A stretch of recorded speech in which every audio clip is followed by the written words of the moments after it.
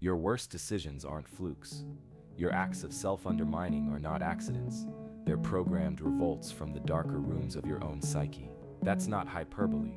That's the hidden machinery Nietzsche and Jung were dissecting over a century ago, and it's the same machinery manufacturing your next failure. Let's start with the usual excuse. You knew better, yet you still did it. Why? If you're so informed, why do you persist in patterns that corrode your own ambition? Here's the uncomfortable truth. Knowledge is never enough. In Nietzsche's late 19th century Europe, people were watching the great pillars of meaning crumble. Religion, tradition, morality cracked under the weight of technology and progress. By Jung's time, that external chaos had infected the psyche itself. Modern life prides itself on information, but as you scroll, click, and react on autopilot, you perform rituals of self-betrayal that would make your ancestors shudder. This isn't history. This is the psychological operating system you're running right now. Every time you sabotage your aspirations, you act out a drama that started long before you. Jung called its central actor the shadow, and unless you confront this figure, you are not self-directed. You're a marionette, jerked around by forces you refuse to admit exist. The shadow isn't your bad habits. It's not just your anger, addiction, or procrastination. Jung's original formulation was far more radical. The shadow is the sum total of all your repressed, denied, and feared instincts. Every drive you refuse to let see daylight. The less you integrate your shadow, the blacker and denser it gets. It seeps into your decisions. It contaminates your best intentions. It scripts scenes in your life where you're both hero and saboteur. Picture this force like an app running in the background of your psyche. You don't see it, but it drains your psychic battery, chewing up bandwidth, driving you toward choices that in the cold light of logic make no sense. The shadow turns your conscious cleverness into rationalized self-sabotage. When pushed to the collective level, it breeds scapegoating, virtue signaling, and moral panics, hysterias that let you signal goodness while hiding your own darkness. You don't just betray yourself, you participate in rituals of collective blindness. Popular psychology has tried to domesticate this idea. You hear talk of owning your darkness or anger management, as if the shadow is just a quirky bad mood you can journal away. But this is cowardice pretending to be insight. The shadow is a puppeteer whose strings are in your blind spot, manipulating you not out of malice, but because you refuse to see how deep its control goes. All this isn't happening off in some abstract past. It's unfolding in your daily compulsions, your social media feeds, your secret drives for approval or outrage. So the next time you catch yourself repeating the same self-defeating pattern, ask, am I free, or am I just braiding new ropes from old shadows? As you wrestle with those ropes, you set the stage for a confrontation with Nietzsche's far more dangerous idea, self-overcoming. But before you fantasize about liberation, you need to see how thoroughly your autonomy has already been hijacked. Your self-improvement plan may be just a subtler way of betraying yourself. You chase growth, polish your habits, chase ideas of a better you, but what if the whole thing is a kind of self-inflicted trap?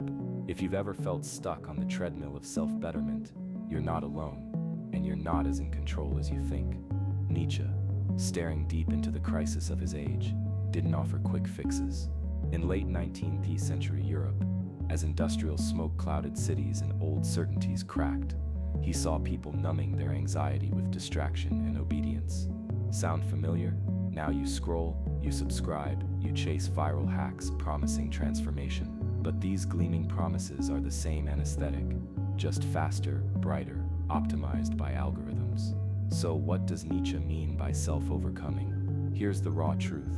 It's not about relentless positivity or chasing some abstract upgrade. It is the disciplined and often brutal process of turning toward the worst parts of yourself, confronting the darkness and integrating it piece by piece. Self-overcoming isn't painting over cracks in your psyche. It's rebuilding your inner foundations in the dark with bare hands. Nietzsche warns, man would rather will nothingness than not will at all, meaning you will sometimes sabotage yourself just to feel in control, even if that control is self-destruction. But here is where things go sideways in the modern world. Look at self-help culture. It promises that the right affirmations or productivity hacks will elevate you. It tells you to be positive at all costs, even if that means masking resentment and insecurity. This is not transformation. This is domestication. The so-called alpha male doctrine swaps true self-mastery for domination fantasies. It confuses flexing power over others with genuine transformation. Think about it, if positivity and hustle cured self-sabotage, why do the most motivated still implode? Because those programs treat symptoms, not the disease. They pile new scripts onto an operating system riddled with malware, the unacknowledged shadow. Every cultural institution, every ad in your feed, every motivational soundbite, all of it can become a weapon turned against the parts of you that actually need attention. You internalize the dynamic of resentment. Denied impotence mutates into moralizing, blame, and self-defeating behaviors. You become addicted to improvement because it never requires you to address the roots of your chaos. Instead, it rewards you for dancing around them. This is the crossroads. You can keep running sleek, new versions of a self that's still governed by old bugs, or you can accept this harsh reality. Transformation demands you drag your hidden compulsion into the light and wrestle with it. The next step isn't another hack to download, but a total change in how you confront what you're most afraid to face. Are you ready for that? Or will you rationalize the next cycle of betrayal? Imagine waking up every morning with the creeping suspicion that beneath the surface of your choices, a hidden hand is guiding you. One not out of malice, but from within yourself. This isn't paranoia. This is the very architecture of modern life. Let's rip the curtain off. You aren't merely failing to live your best life by accident. You are actively sabotaging yourself, not in the obvious, cliché ways you might expect, but through the silent march of habits, avoidance, and the daily submission to cultural currents stronger than your will. So let's time travel late 19th century Europe, the age of Nietzsche, a world erupting with industrial might, cities swelling, old gods dying, and the frameworks of morality collapsing. Society was breaking the chains of tradition, but instead of liberation, many experienced profound alienation, a loss of meaning. This isn't a quaint episode from the dusty past. It's the software your mind runs today, only with pixelated gods and algorithmic priests.